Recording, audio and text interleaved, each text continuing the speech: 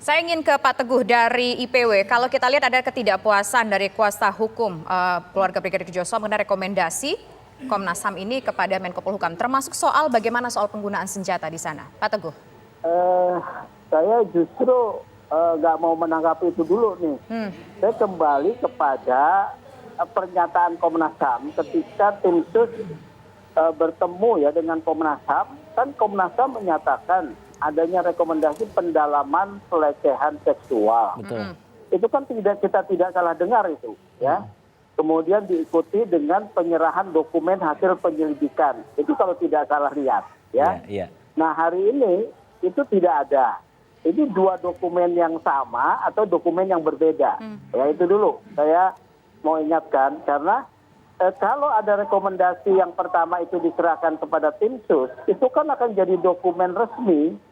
Kalau dokumen resmi bahwa ada temuan pelecehan seksual, itu bisa menjadi satu perkuatan pembelaan tersangka SS di persidangan loh. Ya, karena itu dokumen resmi. Oleh karena itu harus dikelirkan dulu oleh Komnas HAM. Pernyataannya ketika bertemu dengan tim sus dan menyerahkan dokumen itu sama nggak dengan dokumen yang saat ini, gitu ya. Kedua, ternyata di sini di dalam 5 rekomendasi tidak ada pernyataan merekomendasikan pendalaman soal isu pelecehan, ya. Dan saya melihat rekomendasinya memang ini umum saja soal 5 poin gitu ya, terkait dengan dugaan penggunaan kekerasan, audit kinerja, pengawasan terhadap kepolisian, kemudian pembentukan secepatnya Direktorat Perempuan dan Anak, ya. Nah satu lagi apa itu saya lupa ya. Infrastruktur. Ini rekomendasi yang umum ya. Rekomendasi yang umum terkait dengan penggunaan senjata saya tidak bisa komen ya karena saya tidak lihat dokumennya. Tetapi itu mungkin ada di dalam alur laporan ya. Kalau karena di sini ada penggunaan kekerasan dan juga temuan terkait dengan extrajudicial killing. Tadi seperti Pak ahli pidana katakan ya, itu kan memang menggunakan senjata. Nah, problemnya ini. Sebetulnya apa yang direkomendasikan oleh Komnas HAM ini tidak ada yang baru. Karena Polri memiliki instrumen peraturan yang sudah lengkap. Ya, terkait penggunaan kekuatan senjata, ya, terkait kemudian Perkap nomor 1 tahun 2022 tentang senjata organik. Ini sudah lengkap.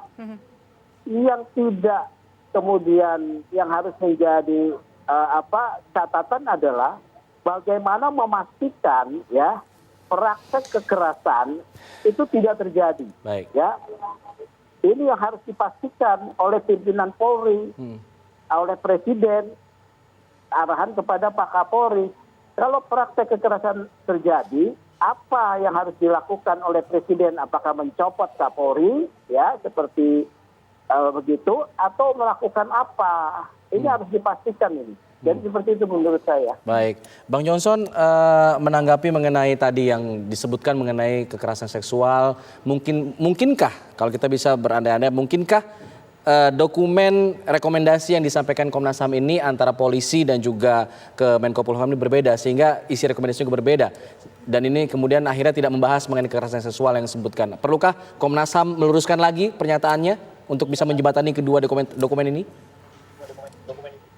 Yang pertama, narasi dan tampilan di publik sebagai pertanggungjawaban di publik itu kan berbeda, ya kan? Kalau pertanyaannya dokumen kertas itu isinya, nah itu yang harus diperiksa. Tapi narasi dan omongan kemudian ditampilkan bagaimana antara polisi dengan Komnas itu kemudian apa yang dinyatakan itu kan berbeda ya, sangat berbeda menurut saya. Ya, karena Komnas ini kan harusnya kan mengabdi pada hak-hak asasi warga negara, bukannya ke negara atau ke institusi negara gitu atau state aparatus termasuk juga ke polisi. Menurut saya pertanggungjawabannya lebih kepada korban, kepada warga negara gitu karena yang banyak korban pelanggaran hak asasi kan warga negara ya kan. Nah, Kalau saya melihat apa yang dilakukan oleh Komnas ini, seolah-olah dia memberikan ruang yang legitimate begitu ya untuk Sambo dan keluarganya, terutama Ibu PC mendapatkan ruang untuk meringankan keadaan gitu loh. Padahal kalau dilihat dari konstruksi antara extrajudicial killing dan obstruction of justice, ini kelihatan sekali bahwa ini kerusakannya sangat luar biasa dan ini institusi yang rusak, bukan lagi oknum menurut saya. Tapi bukankah Komnas HAM tadi menyebutkan bahwa 340-nya dikunci dengan 2 kesimpulan pokok tadi? Kunci apa? Kunci apa? Orang ini bukan pro justisia. Apa yang maksudnya kunci? Kunci apa? Jadi tidak bisa lebih ringan gitu hukumannya? Iya, yang jelas ini akan digunakan dan menurut saya jaringan-jaringannya ini akan bekerja. Saya tidak hanya lihat Komnas HAM, tapi di belakang Komnas HAM dan di belakangnya Jerry ini siapa aja yang ketemu, lembaga-lembaga mana yang ditampilkan, sehingga kok bisa Komnas HAM mengeluarkan pernyataan pada waktu penyerahan dengan tim sus itu kayak begitu, itu bagaimana, dan ada perbedaan dengan LPSK. Saya mempersoalkan ini karena saya mempertanyakan bagaimana kita mempertanggungjawabkan legitimasi dan kewibawaan Komnas HAM kalau kayak begini caranya. Ya kalau soal rekomendasinya itu ditumpuk-tumpuk, walaupun tadi Pak Sugeng bilang ini semua sebenarnya sudah diperbaiki dan sudah lengkap. Pada saat lengkap justru kejadian kasusnya Sambo. Jadi ini artinya ada hal yang keterlaluan yang ada di dalam gitu. Walaupun institusinya sudah diperbaiki, toh ini masih juga terjadi. Baik, bukan Bang Johnson. level individu, tapi banyak. Gitu. Baik, Bang Johnson. Kita jeda dulu, kita harus mendengarkan kumandang azan maghrib untuk wilayah DKI Jakarta dan sekitarnya berikut ini. Selamat menjalankan ibadah salat maghrib bagi Anda yang berada di wilayah DKI Jakarta dan sekitarnya. Saya sekarang ingin ke Prof. Ibnu. Prof. Ibnu, ada 2 poin yang bisa kita garis bawahi dari 2 narasumber kita yang sebelumnya. Yaitu yang pertama, tidak ada kebaruan atau novel tidak bersifat umum. Ini hasil rekomendasi dari Komnas HAM. Kemudian ini juga membuat seolah-olah akan meringankan PC dan juga Sambo. Sepakatkah dengan poin itu, Prof? Yang pertama, tidak ada yang baru, memang betul, karena selama ini sudah disampaikan oleh Komnas HAM terkait dengan penembakannya, terkait dengan perencanaannya, terkait dengan eksekusinya, dan sebagainya. Tidak ada yang baru. Dan sekarang sudah terlihat bahwa simpulannya betul, ada extrajudicial killing dan obstruction of justice. Saya kira itu suatu simpulan, ibarat suatu naskah pasti ada pendahuluannya, ada rumusan masalahnya, ada analisisnya, dan ada simpulannya.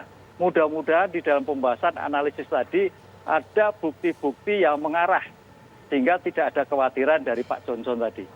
Kalau Kemudian bersifat umum kedua, tadi bagaimana, Prof? Karena dianggap hanya bersifat umum saja rekomendasi ini. Ya, bersifat umum memang dalam Komnas HAM itu umum, lidik ya, bukan penyidik ya. Dan ini sebagai masukan bagi Bariskrim untuk dipertajam, kan itu. Karena untuk suatu khusus itu berarti harus bernilai suatu bukti. Komnas HAM kelihatannya bukan berperan sampai pada penyidik, tapi penyelidik, kan itu kan. Dan ini merupakan amunisi yang sangat besar bagi Bariskrim untuk memperkuat bukti-bukti yang akan disampaikan kepada jaksa penuntut umum. Kemudian yang kedua tentang motif, lah ini memang juga kok tidak muncul ya. Padahal namanya suatu kejahatan itu pasti ada motif.